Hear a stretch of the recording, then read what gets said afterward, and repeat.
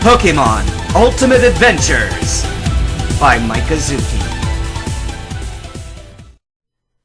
Ash walked down the sidewalk whistling to himself and counting the money. Indistinct, muffled swearing could still be heard. He was stopped, quite suddenly, by a group of 4 punks who were standing in his way. One of them held a 2x4, another one was holding a chain, the third was wearing brass knuckles, and the last one was holding a pipe. "Hey, kid!" Brass Knuckles Punk spoke. "I saw just now what you did to our friends!" "You're gonna pay for that!" yelled Chain Punk. "Beating up our friends wasn't enough! You just had to rob them!" Pipe Punk clenched the metal pipe. Ash sweat dropped and spoke. "Guys, come on! Chill out! There's no need to fight about it!"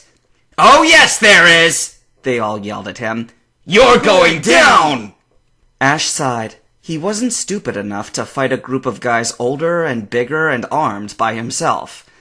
Well, yes he was, and he could probably win if he fought really dirty, but he wasn't in the mood right now. "Sure, guys, fine, whatever. I'm really not in the mood to fight you, but if you want to fight, you can fight." The muffled swearing in the background had stopped. I guess that guy must be out by now, so... "Get him, Muck!" "Muck!" Muck yelled, jumping from around the corner and charging at the band of armed punks. Ash continued walking right past them, still whistling to himself. He knew that they'd ignore him now that there was a bigger threat. "Watch out!" the punk with the 2x4 yelled quickly as they readied themselves.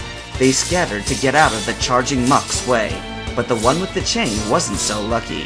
Muck rammed him straight into the wall. Muck turned around and curled up with Defense Curl. His sludge body was swirling, mixing and churning. For most Pokemon, it would make them harder and tougher, but for Muck, it made him even slimier and more watery. Because it made him slimier, it made him even more toxic, therefore increasing his attack power. Yeah! The one with the pipe raised it over his head and was going to swing. Muck turned around and hit him with a sludge attack by swinging his extra slimy hand and slapped a load of sludge into the guy's face, throwing him back struggling on the floor, trying to pull off the hardened, rubbery sludge. The punk with the 2x4 slammed it onto Muck's back, but Muck didn't even flinch. He didn't feel much pain, if any at all. Muck turned around and saw that the pipe punk managed to rip the sticky slime off his face. Muck opened his mouth and let out an almighty belch, along with a lot of black gas. It was a poison gas attack. The 3 remaining punks backed off of the toxic gas's range. With all that poisonous breath around, it was like a smokescreen, and they couldn't enter. The smoke cleared, and Muck was no longer there. "Careful, guys!" Brass Knuckles Punk said. "He could be anywhere." Muck was sticking to the side of the building. "Huh?"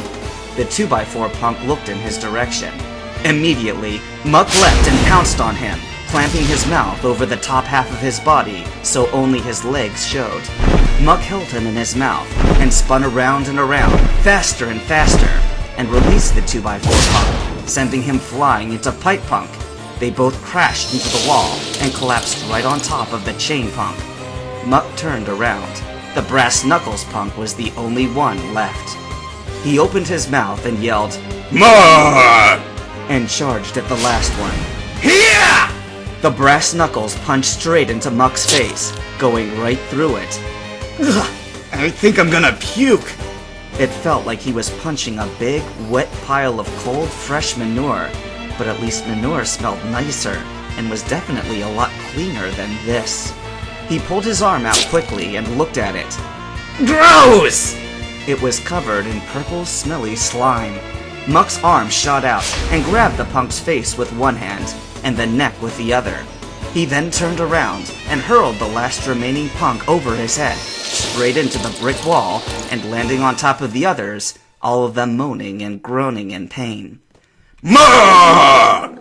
he yelled in victory and began to charge at the punks to finish them off. In the background, you hear crashing sounds, men screaming, and Muck laughing. Don't worry, they're alive after this, although not very much. As Ash walked down the sidewalks, he was really starting to regret leaving Muck back there, alone. The streets were all dark and empty, and Ash soon realized the situation he was in. There was a reason the streets were empty, because people were afraid of getting robbed. Just like Ebby back there, he was wide open for anyone to attack. He started to feel something he had not felt for a long time. Fear. He started to walk faster, hoping to reach the center soon. He felt like someone was watching him, creeping up on him. But he was the future Pokemon master of the world, and the legendary Chosen One. He could not let fear take him over. Even without Pokemon, he had to rely on his next best weapon, his instincts. He stopped walking and took a deep breath. Ha! Ash yelled as he spun around, punching the person who was creeping up on him in the face. Ash looked as the guy fell over. It was another one! Ah! The gangster growled, getting up. The man was planning to attack from behind, and with a blow to the head, Ash would have been down. This was exactly what Ebby had told him would happen. Ash was shaking a bit, but he took a fighting stance and prepared himself to fight. Unlike back there with the punks, he was facing a gangster alone. Against Punk A, that guy was unarmed and a loser, plus Muck was right behind him. But now, there was no one to watch his back. Ash took a deep breath and readied himself as the gangster charged at him. Ash moved and dodged the punch, but barely. He shot his arm straight and punched the gangster straight on in the face. When the gangster flinched from the blow, it left another opening for Ash to hit. He kicked the gangster hard in the stomach with his knee. When he bent over, Ash hit him with an uppercut, causing him to fall over his back. And then Ash charged again, ready to punch him, feeling more confident. The gangster punched out, and Ash moved quickly to the right, dodging it. Before Ash could do anything else, he took a full blow to the face. Ah! Ash yelled out in pain from the hit. He stumbled back a few feet, tripped and hit the wall, and looked up just in time to see the gangster charging at him. Ash looked quickly to his right and grabbed the first thing he could reach. As the gangster struck forwards, Ash pulled up a trash can lid and blocked the hit. Ouch! The gangster yelled and pulled back his aching fist. You're not going to make it easy on me, are you? What does it look like, you moron?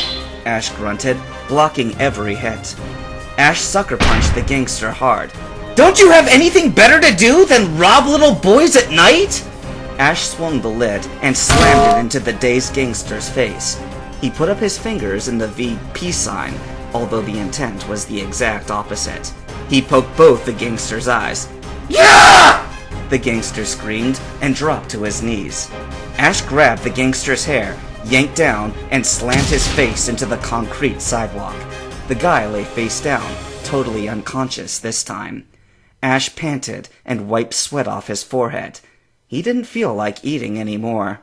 He kicked the gangster's unconscious body. Jerk! Then ran to the Pokemon Center as fast as he could. He didn't want to fight anymore.